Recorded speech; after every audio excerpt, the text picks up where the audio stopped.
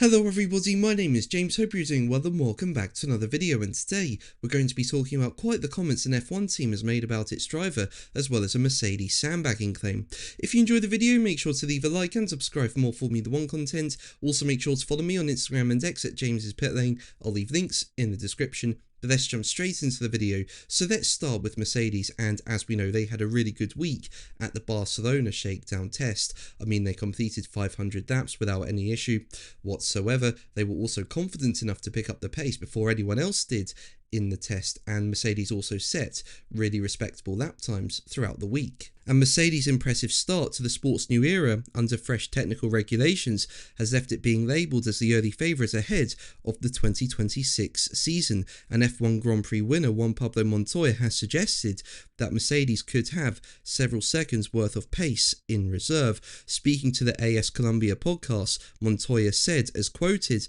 by Racing News 365, "If you hear what I hear, I think they didn't show everything by a long shot. I heard they can still be 3 to 4 seconds faster.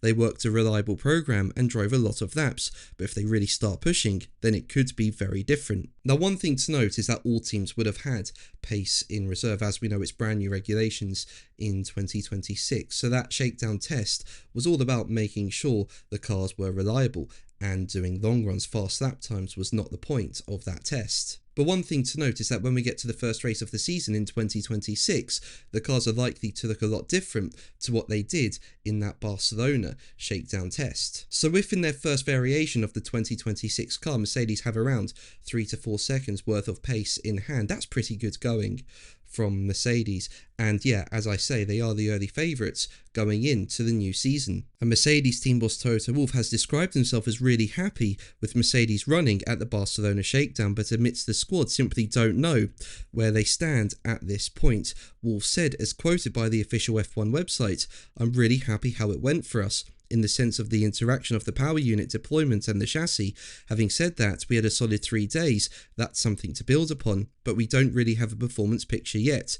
We haven't seen Max Verstappen driving the Red Bull car fast, we haven't seen McLaren and Ferrari doing what they can do, so I would carefully refrain from saying it was great for us, we simply don't know." But let's move on to Esteban Ocon, and 2025 was his first season with Haas, but against all expectations, Ocon was outperformed by his rookie teammate Oliver Bearman. I mean, when you look at the points, Bearman scored 41, while Ocon scored 38. And throughout the season, Bearman also outqualified Ocon. And remember, with Ocon, he's been in Formula 1 for many, many years, and he even won the Hungarian Grand Prix in 2021. Now, motorsport.com say that Ocon was growing increasingly unhappy with his car's behaviour, especially under braking, but Haas team principal Io Komatsu believes the problem lay with his driving style, given Bearman had no such issue. And Komatsu has admitted he expected better from Esteban Ocon in the 2025 season, with Komatsu saying, as quoted by motorsport.com, "If you purely look at the sporting result, without going to details, for sure nobody's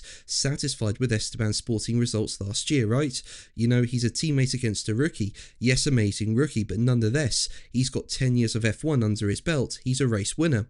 He's a podium finisher, so we expected more from him. And obviously it's not totally his fault. It's 50-50, right? Sometimes it's the team. We couldn't give him the car that he was comfortable with, especially in qualifying. And then some circuits, that got exaggerated much more than other circuits. Look at Baku, you know, he really wasn't happy with certain braking performance. Then he was miles off the pace in qualifying pace. Yes, Baku happens to be one of Ollie's strongest circuits, but we didn't expect Esteban's worst day to be so far off. But again, there's not one reason. There's not just a driver, there's not just a team, and then each instance is different. So there's no common underlying factor. It's just a process, how we work together to get to the bottom of it so much quicker and then put things in place for the next race. That's the bit I feel we, all of us together, team and driver, didn't do it very well last year, because I really felt like we should have got on top of that quicker." Now, as you heard, Komatsu is highlighting that it's a team effort. At the same time, though, he has said that he expected more of Ocon in 2025, and in my opinion, I think 2026 is a crucial year now for Ocon. I really do think he's got to perform this year, have a much better season than 2025, because if it's similar to 2025, this could, in my opinion, potentially be his last year with Haas, but we'll see what happens. But that's going to be the video from me today. Thank you ever so much for watching. Make sure to like and subscribe for more videos, and until the next one, take care. Bye.